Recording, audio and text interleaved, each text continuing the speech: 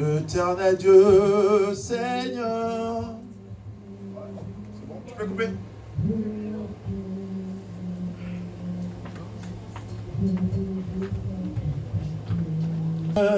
Proclame la gloire du récit cité. Yanné, Seigneur, à jamais il sera l'agneau. Je fléchis les genoux pour la cité. L'agneau immolé.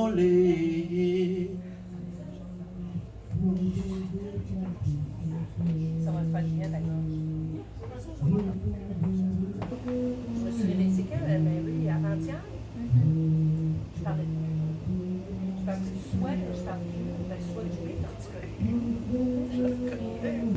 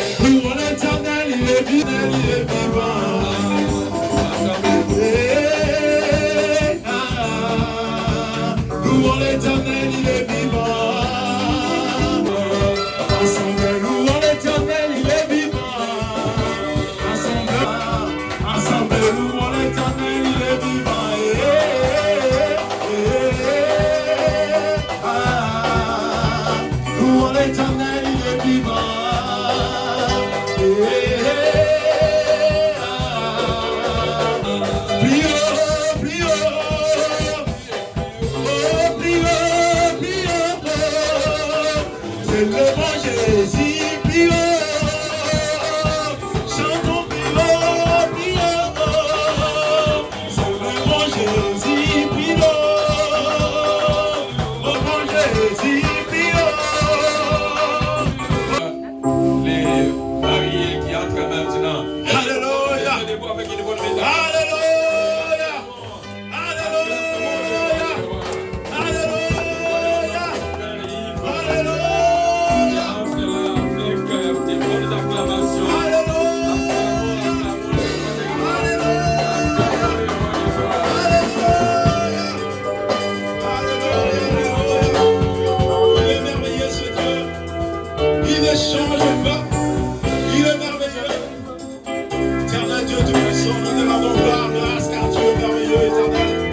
Nous célébrons ton Saint-Nom ce soir, car tu es le bon Dieu d'Israël.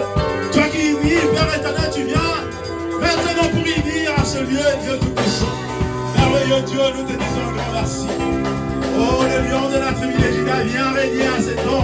Père éternel, pour unir, Père éternel, ta fille ainsi que ton fils, ce soir au nom puissant de Jésus-Christ de Nazareth. Alléluia, Père. Merci, Seigneur.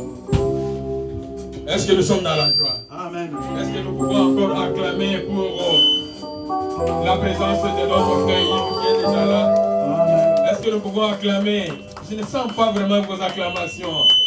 Voilà, maintenant nous allons voir l'entrée.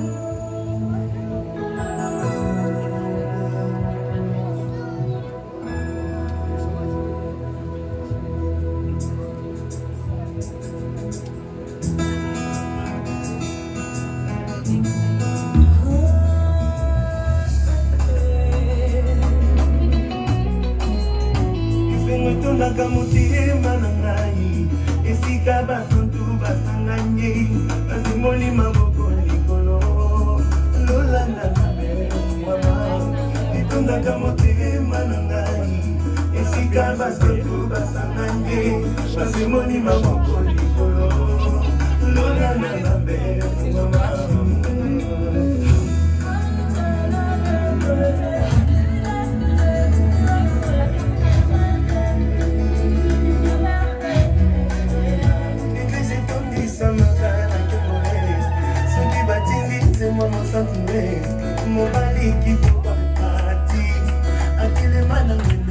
Acclamations, des acclamations de joie. Des acclamations de joie. Des acclamations de la joie.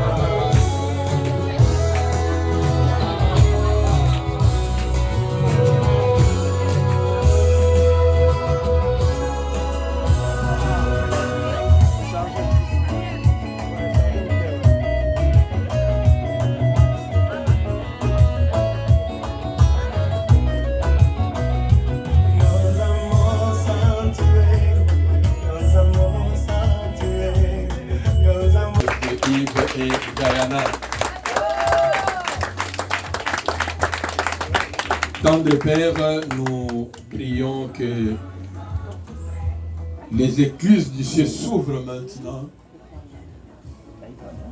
et que la communion entre la terre et le ciel soit maintenant parfaite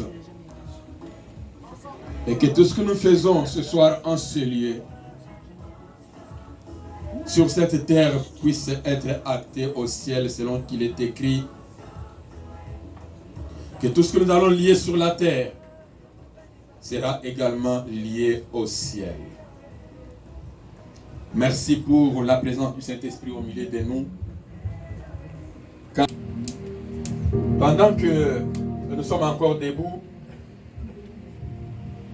je m'adresse au frère Yves et à la sœur Diana. Sœur Diana et frère Yves, selon votre convocation, nous sommes réunis ici devant ce peuple de Dieu et sous le regard de l'Éternel pour entendre aujourd'hui le vœu que vous allez vous échanger et célébrer votre union dans les liens sacrés du mariage. Aujourd'hui, c'est un grand jour pour vous. La parole de Dieu déclare que le mariage est un état saint qui doit être honoré de tous. Et c'est pourquoi il y a des gens qui vous ont honoré, qui ont répondu à votre invitation maintenant. Et le mariage, selon la parole de Dieu, c'est la plus ancienne des institutions divines que Dieu lui-même a instituées.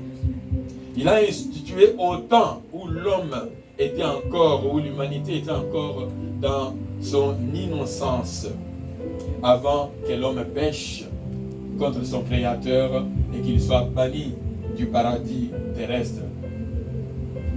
La Bible nous montre aussi comment Dieu a réalisé ce projet.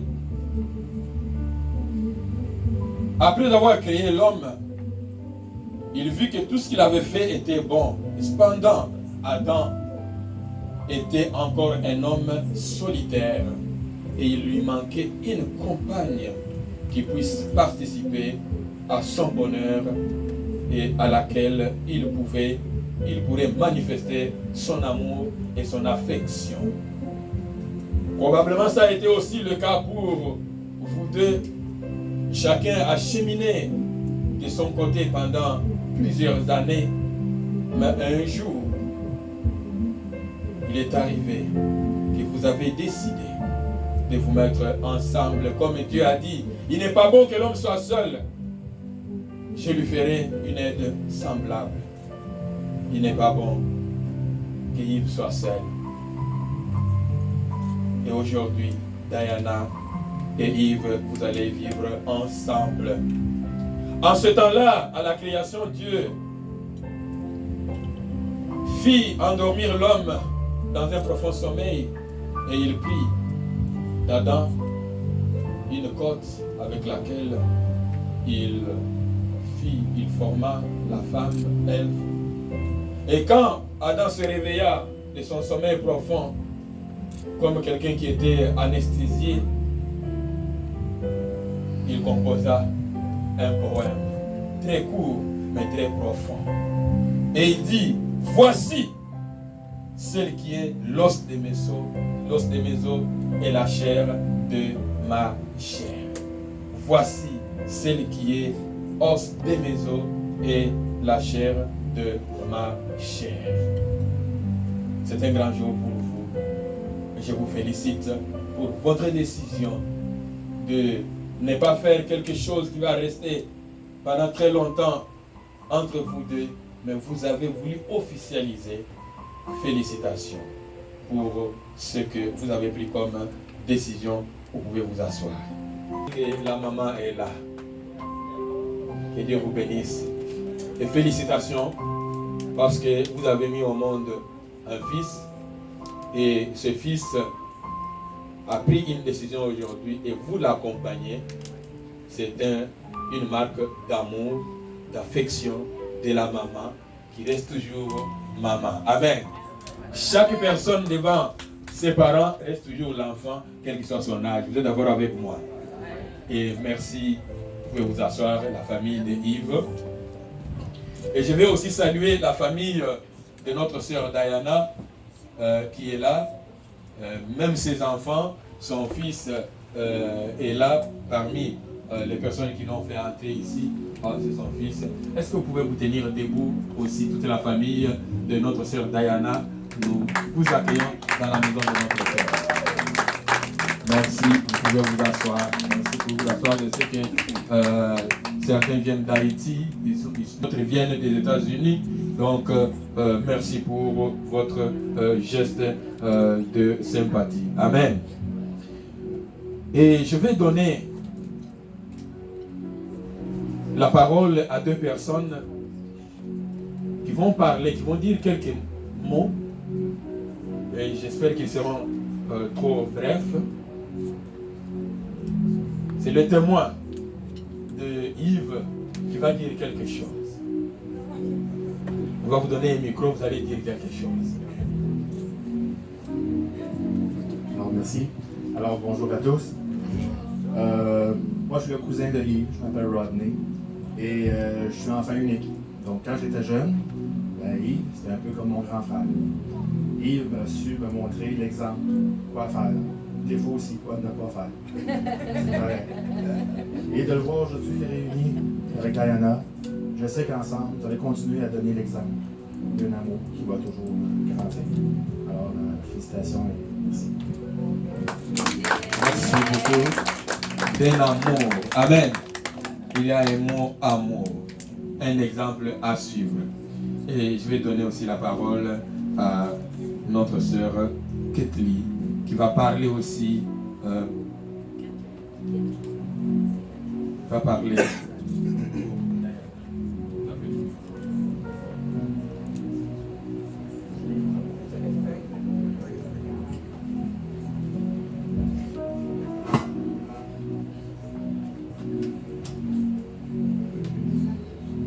Salut à tous.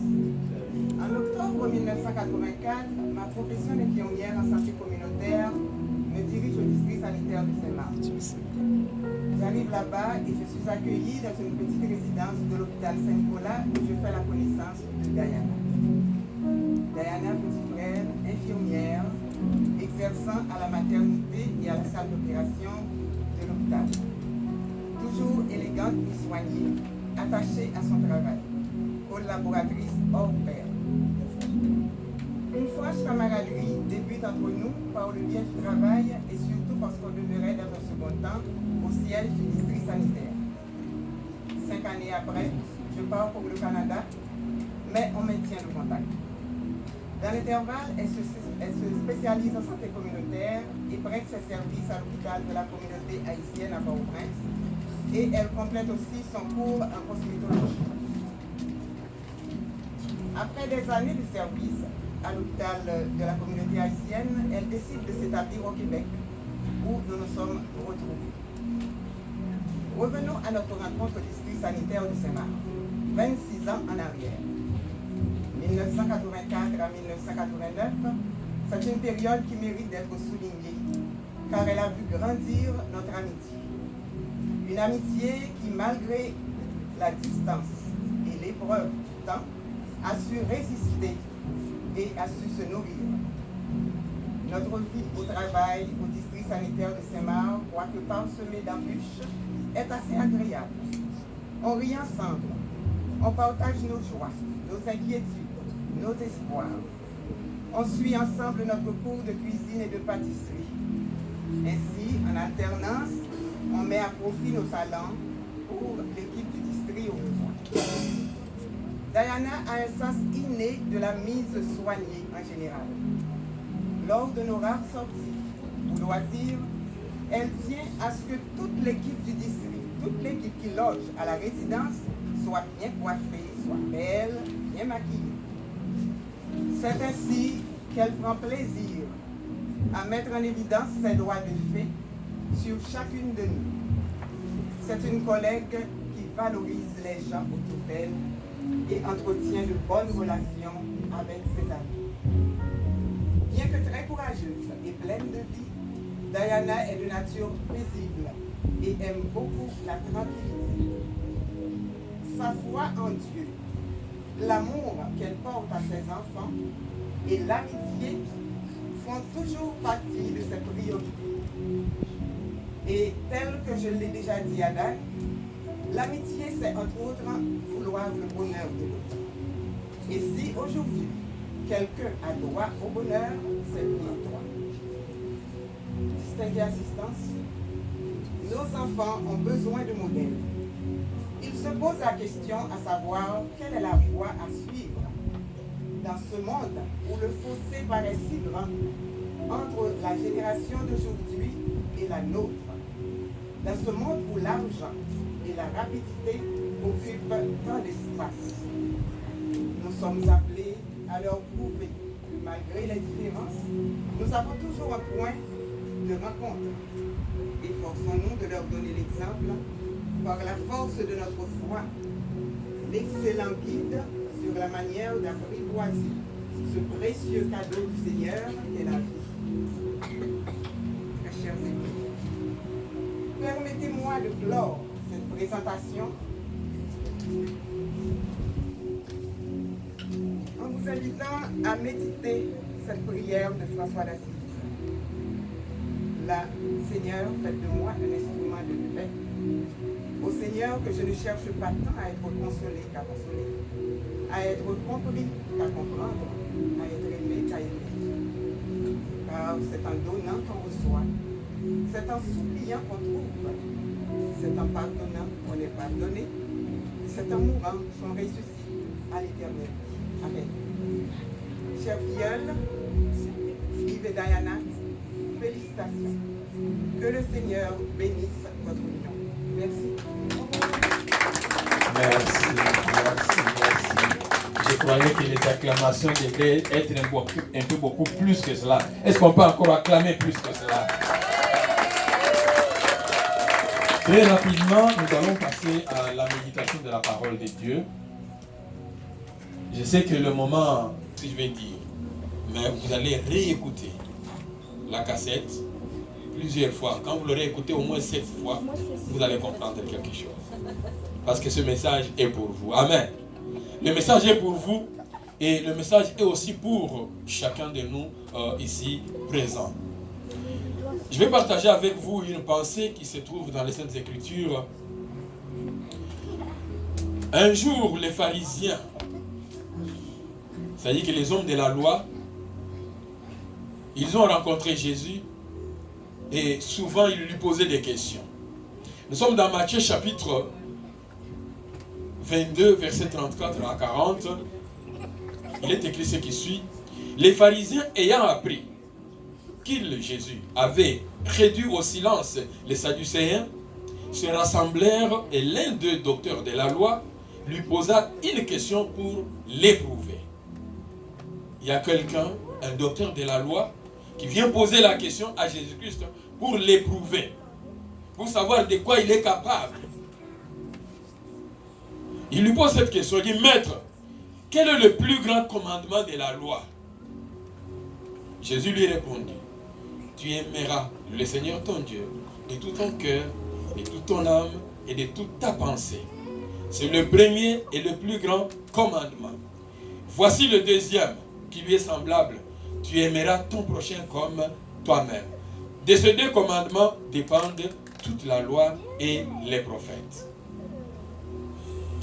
Dans cette lecture,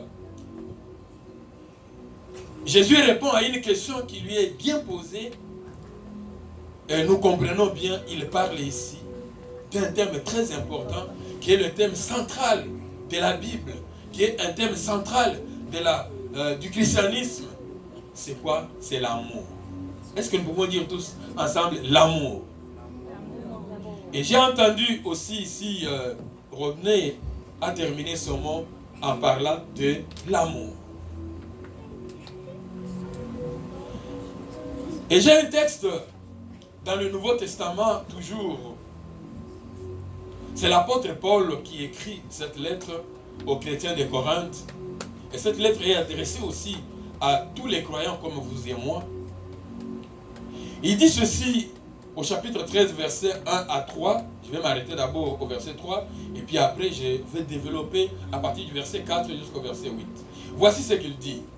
Il dit, quand je parlerai les langues des hommes et des anges. Parce qu'il y a les langues des hommes. C'est comme le français, l'anglais, le swahili, le kikongo, le portugais, le suédois. Il y a toutes les langues que nous pouvons parler. Tu peux parler toutes les langues, connaître toutes les langues. Quand je parle toutes les langues des hommes et les langues des anges, ça sont les langues spirituelles. Mais si je n'ai pas l'amour, je suis comme un airain qui résonne ou une cymbale qui retentit. C'est-à-dire, je suis comme quelqu'un qui fait seulement des bruits parce que je manque l'amour. Et j'aimerais que ce mot amour reste encore dans notre pensée pendant ce partage. Et quand j'aurai le don de prophétie, c'est-à-dire, je peux voir quelqu'un et lui donner une prophétie, quand demain tu vas te marier, demain voici ce que Dieu m'a dit, je peux faire toutes ces prophéties-là.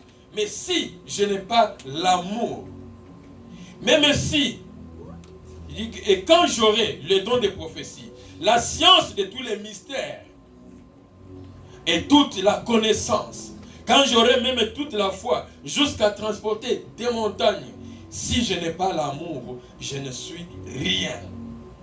Si je n'ai pas l'amour, je ne suis rien. Et quand je distribuerai tous mes biens pour la nourriture des pauvres, je peux faire toutes les bonnes œuvres de charité. Je peux le faire. Mais si je manque l'amour, même si je peux livrer même mon corps pour être brûlé, si je n'ai pas l'amour, cela ne me sert à rien. Cela veut dire que l'amour est très important. Vous êtes d'accord avec moi?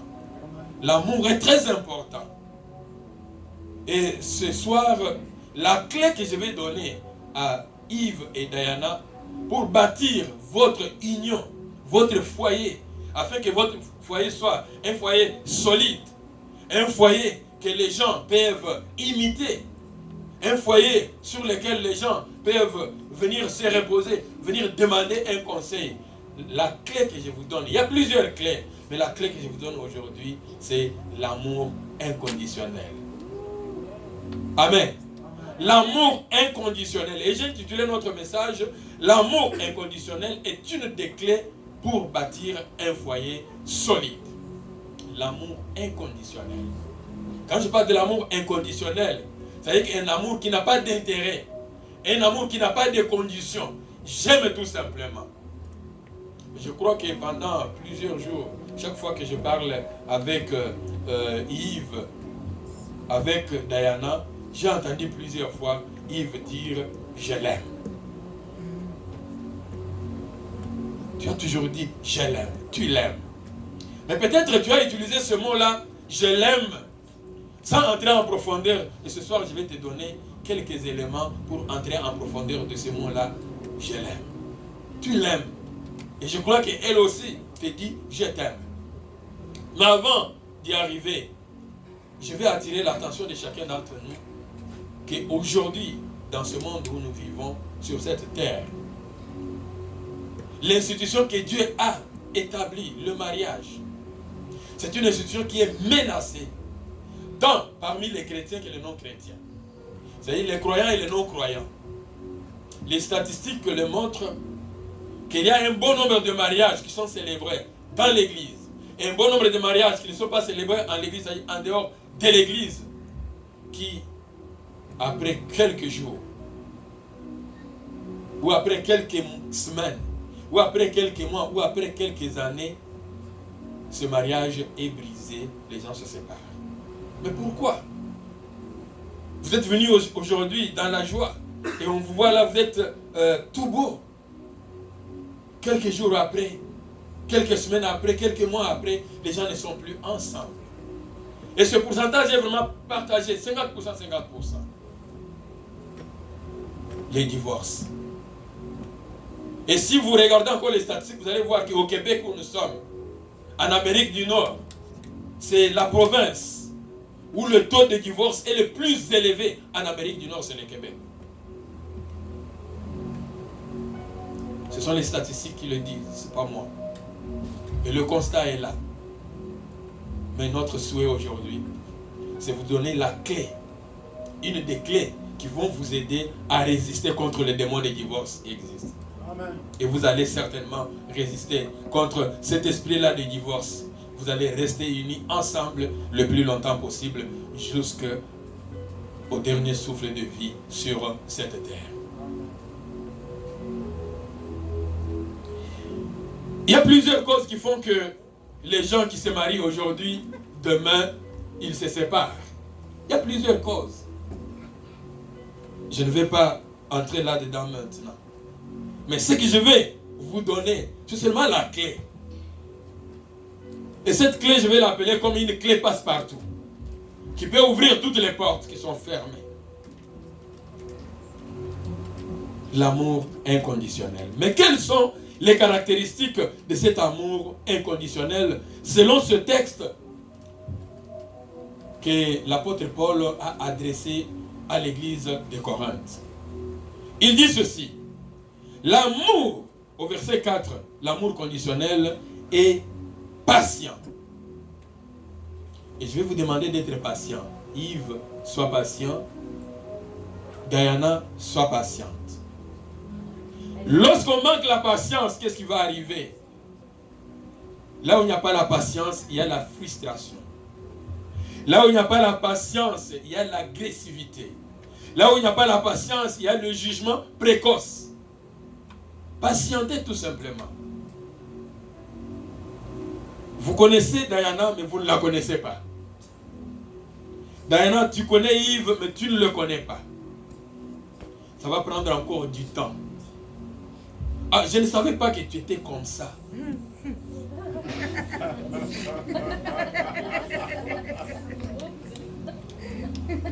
Parce qu'il y a certaines choses que vous n'avez pas encore vues. Je ne savais pas. Mais si tu es patient, si tu es patiente, tu vas t'habituer. Et vous allez continuer à vivre encore comme ça. Mais si tu n'es pas patient, qu'est-ce qui va arriver? Tu vas dire, je ne savais pas que c'était comme ça. C'est juste un papier que nous avons signé et ce papier peut être révoqué. Mais je vous dis, ce n'est pas juste un papier. C'est un papier, mais ici nous sommes devant Dieu et devant les hommes. Et Dieu est en train d'acter tout ce que nous sommes en train de faire ici. Soyez patients. Je vous recommande, soyez patients. Il dit encore ceci. L'amour inconditionnel est plein de bonté.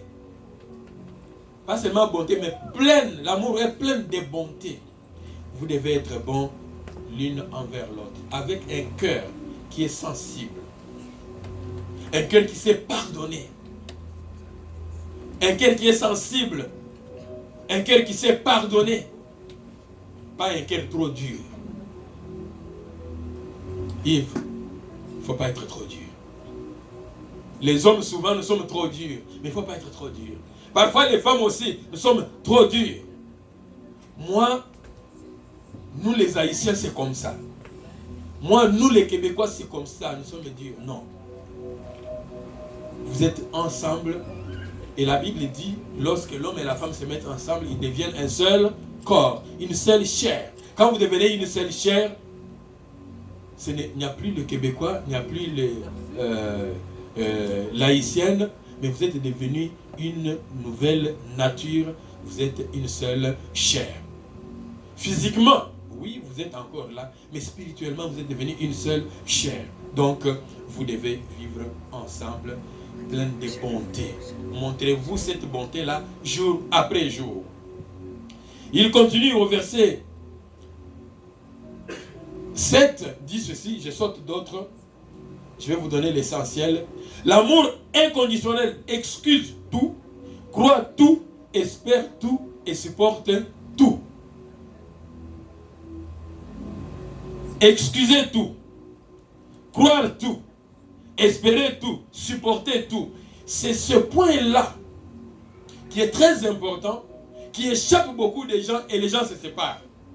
Parce qu'ils ne savent pas supporter. Les gens ne supportent pas certaines caprices. Mais tu vas voir certaines caprices.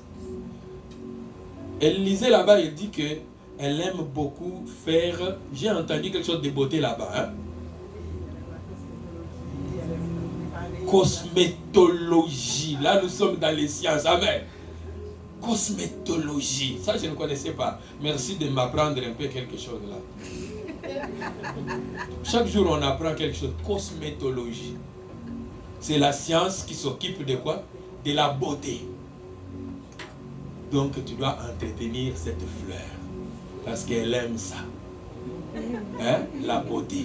Il faut entretenir cette beauté-là. Vous savez, quand vous regardez dans la parcelle du voisin, vous voyez que l'herbe est toujours verte et c'est toujours beau. Ne croyez pas que c'est quelque chose qui est venu au hasard. Ce n'est pas quelque chose qui est tombé du ciel comme ça. Le gazon est très bien là-bas. Non, il y a un travail qui est fait jour après jour. Le travail, c'est qu'on arrose. On entretient. Quand c'est l'hiver, la neige tombe, oui, la neige tombe et puis la neige s'en va. Maintenant, on prépare, on arrange tout, on arrange tout. Donc, il y a un travail à faire. Yves, tu as un travail à faire. Diana, tu as aussi un travail à faire. Parce que tu dois le garder toujours beau. Pour que tu ne puisses plus regarder ailleurs. Que tu le regardes toujours beau, qu'elle te regarde toujours belle. Est-ce qu'il y a quelqu'un qui est d'accord avec moi? Quelqu'un peut dire Amen pour me dire que je suis d'accord. Donc, si on excuse tout, si on croit tout, si on espère tout, si on supporte tout, croire tout, c'est que quand il te dit que je viens au travail en retard parce qu'on m'avait demandé de faire des heures supplémentaires, tu crois. Mais des fois, tu dis, mais comment des heures supplémentaires? Ça se peut que tu aies resté longtemps pour parler avec quelqu'un. Là, on commence à suspecter. On ne croit pas tout. Et on croit tout parce que la confiance, ça se mérite, ça se bâtit. C'est quelque chose qu'il faut bâtir. Et je vous demande de garder cet amour inconditionnel qui excuse tout. Parce qu'il y aura des moments où tu seras frustré. L'un ou l'autre, vous serez frustré par le comportement de l'un ou de l'autre. Peut-être que ce jour-là, Yves préparait la table, dit bon, aujourd'hui on va manger, c'est moi qui prépare. Diana dit oui qui prépare, et puis finalement, ça n'a pas réussi parce que tous les jours ça ne réussit pas. Même le médecin qui a étudié des années, plus de 10 ans de formation, il peut rater une opération. Tu es infirmière, tu as déjà raté une fois à prendre le sang de quelqu'un, et puis tu as tâtonné plusieurs fois avant de prendre le sang. Le patient était même déjà fâché. Il s'est dit, mais qu'on change seulement une autre personne. Pourquoi cette infirmière ici? Elle pique ici, ça ne marche pas, elle pique là-bas, ça ne marche pas. Ça peut rater aussi un jour. Mais quand on est patient, on va supporter. Hein? Quand on est patient, on va supporter. Vous devez supporter. L'amour inconditionnel. Quelqu'un peut dire l'amour inconditionnel? L'amour inconditionnel va te pousser à ne pas abandonner. C'est ça, supporter tout, ne pas abandonner. Ne pas toujours aller te plaindre auprès des gens. René disait que tu lui montrais ce qu'il faut faire et ce qu'il ne faut pas faire. Et tu dois montrer aussi à Diana ce qu'il faut faire, ce qu'il ne faut pas faire. Et toi aussi, tu dois être aussi flexible pour qu'on te montre ce que tu dois faire, ce que tu ne dois pas faire. Parce que tu ne connais pas tout. Diana ne connaît pas tout. Nous ne connaissons pas tout. Nous avons besoin d'apprendre jour après jour. L'amour inconditionnel ne fait rien de malhonnête. L'amour inconditionnel ne cherche pas son intérêt personnel. L'esprit d'égoïsme, d'égocentrisme, ça ne doit pas régner au milieu de vous. C'est quelque chose que vous devez révoquer, à laquelle vous devez renoncer continuellement.